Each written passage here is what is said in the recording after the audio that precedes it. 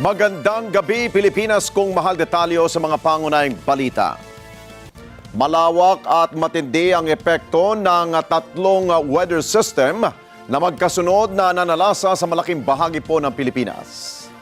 Sa datos na inilabas ng DOST Pag-asa, sa 9 na araw lamang na tuloy-tuloy na pag-ulan ay naging katumbas na ito ang isang buwan na buhos ang tubig, kung kaya maraming lugar ang binahana, kabilang ang Metro Manila at mga karatig lalawigan.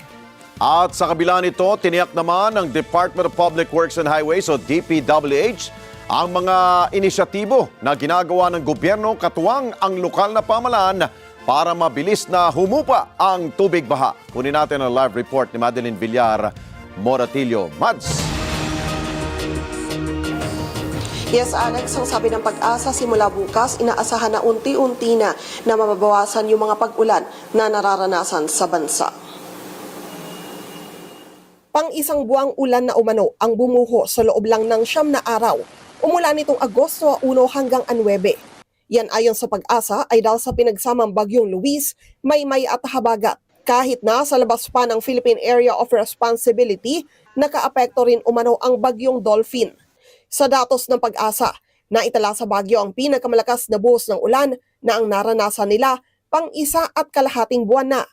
From August 1 to August 9, ang recorded rainfall ay umabot ng 1,413 compared sa normal na rainfall for August na 963.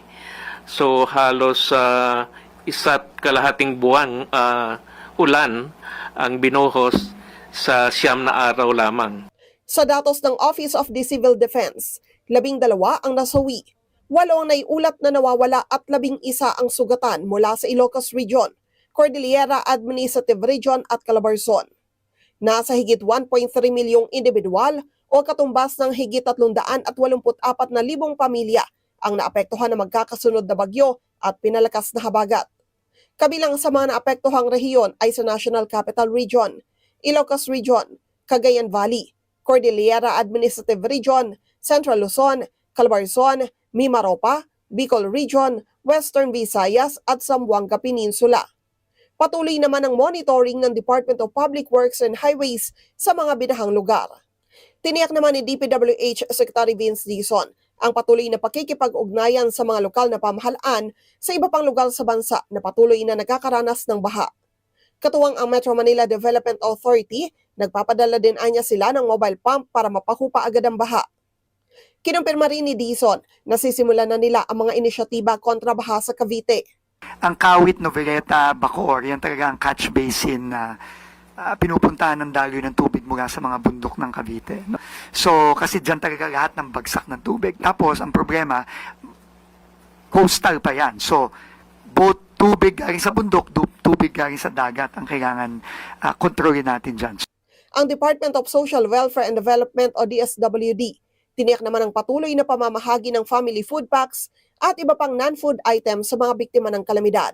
Sa datos ng DSWD, may 624 na evacuation centers ang operasyonal, habang higit 16,000 pamilya naman ang naroon. May 367 bahay naman ang nasira dahil sa patuloy na pag-ulan.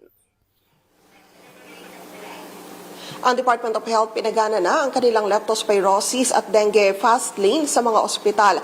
Hinihikayat din nila ang mga kababayan natin na lumusong sa baha, sinadya man ito o hindi, na agad magpakonsulta para makasiguro at makaiwas sa sakit at kung kinakailangan ay mabigyan sila agad ng gamot pangontra sa leptospirosis. Balik sa inyo dyan, Alex. Okay, Mads, na-explain ba ng DOST maging ng Pag-asa na itong mga tatlong weather system natin ay magbibigay talaga ng maraming ulan?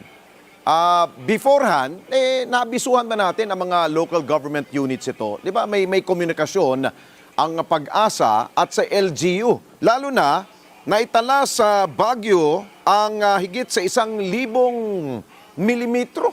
1,000 plus millimeters ang ibinuhos na ulan. Yan ba ay before na nagkaroon ng ganon, nasabihan ba sila, uy, mag-ingat kayo ha? Mga ganito ang ibubuhos sa ulan dyan sa inyong lugar para makahanda. Alex, ako hindi yan natalakay kasi ng pag-asa kanina kung nagkaroon ng paunang abiso sa mga lokal na pamahalaan na posibleng maapektuhan ng malalakas na ulan nito. Ang nangyari ay yung monitoring, yung kanilang na-discuss kanina. Ayun nga, no? Dapat siguro, dahil nga na-experience na natin ito nung Undoy, 24 hours lang, ang dami ng tubig na ibinuhos, di ba? So dapat, sana maitanong natin sa pag-asa kung lagi ba sila kapag merong parating na, tulad yan, sunod-sunod na bagyo, tapos may pinalakas pang habagat, dapat na-measure na nila kung ilang ulan ibubuhos dyan sa isang lugar o probinsya, Mads. Yes, Alex, siguro ang kinakailangan din yung upgrading ng mga kagamitan ng pag-asa para masiguro na mapataas yung kanilang kapasidad sa pagsukat ng mga ganyan. Sapagkat ang nakikita lang natin ngayon, Alex, kasi nakakapag-advise sila yung red, orange, and yellow rainfall warning sa mga kababayan natin kung saan inaasahan yung mga malalakas na buhos ng ulan. So far kasi yun lang yung nagiging abiso na naipaparating nila sa mga kababayan natin at maging sa mga lokalidad na rin na posibleng maapektuhan. Okay, sige. Maraming salamat sa iyo, Madeline Villar Moratillo.